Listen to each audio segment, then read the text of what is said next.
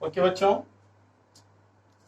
तो जो next topic है हमारा वो है experimental measurement of electrode potential. EP किसके लिए लिखा है? Electrode potential. हाँ, किसी का भी इलेक्ट्रोड पोटेंशियल कैसे निकालोगे? जैसे हमको कॉपर का electrode potential, standard electrode potential of copper निकालना है, standard reaction potential of copper. कैसे निकालेंगे स्टैंडर्ड रिएक्शन पोटेंशियल कॉपर का? तो बोलता है in order to determine the standard electrode potential of an electrode, the electrode in standard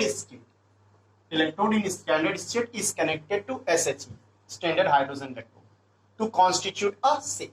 जैसे यहीं पे हमको कॉपर इलेक्ट्रोड का रिडक्शन पोटेंशियल निकालना है, तो ये कॉपर इलेक्ट्रोड लिए, कॉपर इलेक्ट्रोड में क्या होगा? कॉपर और dipped in the solution of CuSO4 having concentration 1 मोल पर लीटर, टेम्परेचर है 298 केल्विन। ये क्या है हमारा? SHE। कैसे होता है पता है ये SHE? इसमें मान लो H प्लस आयन का कंसंट्रेशन है 1 मोल पर लीटर, इससे हाइड्रोजन गैस पास कर रहे हैं 1 बार प्रेशर और 298 केल्विन टेम्परेचर पे। और इसका रिडक्शन पोटेंशियल हम लोग कितना लेते हैं? EH प्लस आयन H2, ये कितना होता है बेटा? 0 होता है। ये हम लोग पहले से मान के चलते हैं, ठीक है। तो ये दो ले लिए, पहले इसको एक दोनों सॉल्यूशन को कनेक्ट करेंगे। किससे कनेक्ट करेंगे? सॉल्ट ब्रिज से। सॉल्ट ब्रिज आपको मालूम है सॉल्ट ब्रिज के बारे में, ठीक है। It maintains the neutrality of the solution in two compartment and as well as it completes the circuit। अब क्या कर रहे हैं? ये दोनों इलेक्ट्रोड को हम कनेक्ट कर दे रहे हैं, कॉपर इलेक्ट्रोड को और SHE। पहले मान लो यहाँ एक गैल्वेनोमीटर लगा दिया, ठीक है। गैल्वेनोमीटर डिफ्लेक्शन शो करने लगता है। इसका मतलब क्या बता रहा है ये? कि करंट का फ्लो हो रहा है, ठीक है। तो सबसे पहले हम लोग क्या करेंगे कि गैल्वेनोमीटर में डिफ्लेक्शन शो करेगा कि करंट का फ्लो हो रहा है। तो यहां पे हम लोग देखते हैं कि current flows from copper to SHE, यानी the electron flows from SHE to copper. इसका मतलब क्या हुआ कि SHE हमारा हो गया एनोड और कॉपर क्या हो गया? कैथोड। क्योंकि करंट हमेशा कहां से कहां जाता है? कैथोड से एनोड। इलेक्ट्रॉन का मूवमेंट होता है एनोड से कैथोड। तो हम लोग देखते हैं, तो हमको सबसे पहले कैथोड और एनोड पता चल गया कि which electrode acts as cathode and which electrode acts as anode. तो copper electrode acts as cathode and SHE acts as anode. Now what will you do? Replace the galvanometer by potentiometer.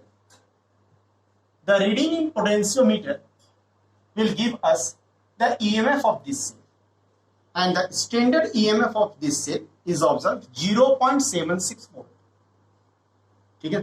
कितना reading आ रहा है हमारा? 0.76 आ रहा है। किसमें? Potentiometer में। This is potentiometer.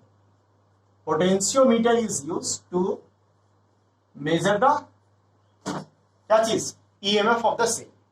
Simple voltmeter यहां यूज नहीं करते, पोटेंशियल डिफरेंस मेजर करने के लिए वोल्टमीटर यूज होता है, लेकिन यहां पे क्या करेंगे? पोटेंशियोमीटर यूज करते हैं।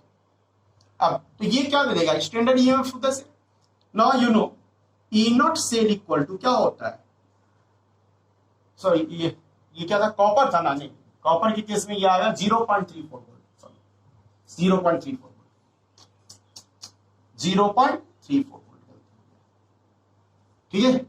तो E nought cell equal to क्या होता है बेटा? E nought cathode minus E nought anode. गलती हो जाता है, गलती से मिस्टेक। तो E nought cell equal to E nought cathode minus E nought anode. E nought cell ये पोटेंशियोमीटर से कितना निकला है? 0.34। तो 0.34 इक्वल टू कैथोड कौन है हमारा? कॉपर, मतलब E nought Cu2 plus ion Cu minus क्या हो जाएगा? एनोड कौन है? SHE E nought H plus ion half H, ठीक है। तो 0.34 equal to E nought Cu2 plus ion Cu minus 0, मतलब standard reaction potential of copper equal to क्या हो गया बेटा? यहाँ पे प्लस 0.34 वोल्ट। तो इस तरह से आप एक्सपेरिमेंटली निकाल सकते हो, थ्योरेटिकली इसका कुछ नहीं है। अच्छा, कोई पूछ दे कि इस सेल को आप रिप्रेजेंट कैसे करोगे? How will you represent this cell? इसको रिप्रेजेंट कैसे करेंगे? तो याद होगा लोन करके। लोन क्या होता था बेटा? लेफ्ट साइड में ऑक्सीडेशन कंपार्टमेंट, एनोड और निगेटिव इलेक्ट्रोड। यही है निगेटिव इलेक्ट्रोड, ये है हमारा। तो इसको रिप्रेजेंट कैसे करते हैं? इस सेल को रिप्रेजेंट करने के लिए बीच में क्या हो गया? सॉल्ट ब्रिज, ठीक है। और इधर क्या हो गया? एनोड। एनोड पे क्या हो रहा है? एनोड को कैसे रिप्रेजेंट करेंगे, Pt हाफ H2 1 बार, थोड़ा सा इसको खिसका देंगे, 1 बार single vertical line H plus ion 1 m concentration double vertical line, और इधर कैथोड हो गया CO2 plus ion 1 m concentration single vertical line. Complete है ये चीज। तो ये हो गया रिप्रेजेंटेशन ऑफ दिस सेल, इस सेल को रिप्रेजेंट करने का तरीका। ये कैथोड हो गया, ये एनोड। अब मान लो कोई बोले कि सर हमको निकालना है क्या बोलते हैं स्टैंडर्ड रिडक्शन पोटेंशियल जिंक, ठीक है, अभी तो कॉपर लिए थे, जिंक का निकालना है, E0 Zn2 plus ion Zn, कुछ नहीं है। अब हम क्या करेंगे, कॉपर की जगह में जिंक इलेक्ट्रोड को कनेक्ट कर देंगे।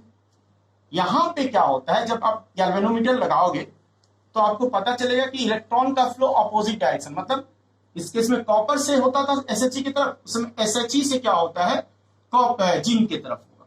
यहां पे मान लो एक जिंक इलेक्ट्रोड, जिंक इलेक्ट्रोड में क्या होता है, एक जिंक रॉड होता है, it is dipped in the solution of ZnSO4, जिसका कंसंट्रेशन कितना ले लिया बेटा, 1 मोल पर लीटर, 1। ठीक है, ये दोनों सॉल्यूशन को किससे कनेक्ट कर देना है, एक सॉल्ट पीस से कनेक्ट कर देना है। इधर वाला चीज हटा देते हैं,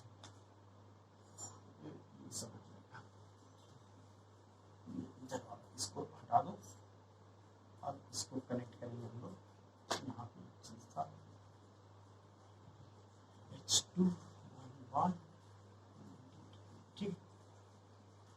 अब ये दोनों को हम लोग कनेक्ट करेंगे कॉइल से, और यहां क्या लगा दिया हम लोग, एक गैल्वेनोमीटर लगा, ये डिफ्लेक्शन शो कर रहा है, उससे पता चल रहा है क्या चीज, direction of flow of current. इस केस में करंट का डायरेक्शन इधर से इधर, यानी इलेक्ट्रॉन का। इसका मतलब ये क्या हो गया हमारा एनोड, और ये क्या हो गया हमारा, देखो बदल गया ये चीज। ठीक है, यहां एक पोटेंशियोमीटर लगा दो, पोटेंशियोमीटर, इसका रीडिंग देखोगे, ये रीडिंग देता है 0.76। ठीक, तो अब कैसे निकालेंगे स्टैंडर्ड रिडक्शन पोटेंशियल। ठीक है, स्टैंडर्ड रिडक्शन पोटेंशियल कैसे निकलेगा, तो E0 सेल इक्वल टू क्या होता है, E0 cathode minus E0 anode. E0 cell कितना हो गया 0.76, कैथोड, कैथोड कौन है SHE, इसका 0, माइनस एनोड, एनोड कौन है zinc electrode, E0 Zn2 plus ion Zn। तो E0 Zn2 plus ion Zn equal to क्या हो जाएगा बेटा, माइनस 0.76 वोल्ट। यही काम करना और कुछ नहीं करना है, आराम से निकल जाएगा। तो ये एक्सपेरिमेंटल मेजरमेंट है किसका, इलेक्ट्रोड। अच्छा, इस इलेक्ट्रोड को कैसे रिप्रेजेंट करोगे, कोई रिप्रेजेंट करने बोले इसको, ये क्या हो जाएगा Zn solid Zn2 plus ion having concentration 1 मोल पर लीटर, डबल वर्टिकल लाइन, ये सॉल्ट ब्रिज हो गया। यहां क्या हो रहा है H plus ion having concentration 1 मोल पर litre, single vertical line, half H2 1 बार प्रेशर, यही होता है। ठीक है, और अगर कोई तुमको बोले कि सेल रिएक्शन कैसे लिखेंगे, ओवरऑल सेल रिएक्शंस क्या हो जाएगा, देखो ओवरऑल सेल रिएक्शंस कैसे निकालो। पहले यहां पे एनोड पे क्या हो रहा है, Zn gives Zn2 plus ion plus. अच्छा, आप बोलोगे सर आप बोले थे सिंगल इलेक्ट्रोड जब भी लिखेंगे रिएक्शन रिडक्शन की टर्म, यहाँ सिंगल इलेक्ट्रोड का नहीं लिख रहे हैं, यहाँ हम ओवरऑल सेल रिएक्शन लिखने जा रहे हैं, इसलिए एनोड पे क्या लिखाएंगे, oxidation, Zn gives Zn2 plus ion plus 2 electron. Cathode पे क्या हो रहा है, रिडक्शन, किसका हो रहा है H प्लस आयन का, H plus ion plus electron gives H2। तो यहाँ 2 ले लेते हैं, नंबर ऑफ इलेक्ट्रॉन लॉस्ट और गेन, 2 इलेक्ट्रॉन कैंसिल हो गया। ओवरऑल सेल रिएक्शंस क्या हो जाएगा, Zn plus 2H plus ion gives Zn2 plus ion plus H2। This is the overall cell reaction, this is overall cell reactions. आसानी के साथ आप लोग इस तरह से निकाल सकते हो रिडक्शन पोटेंशियल। Thank you.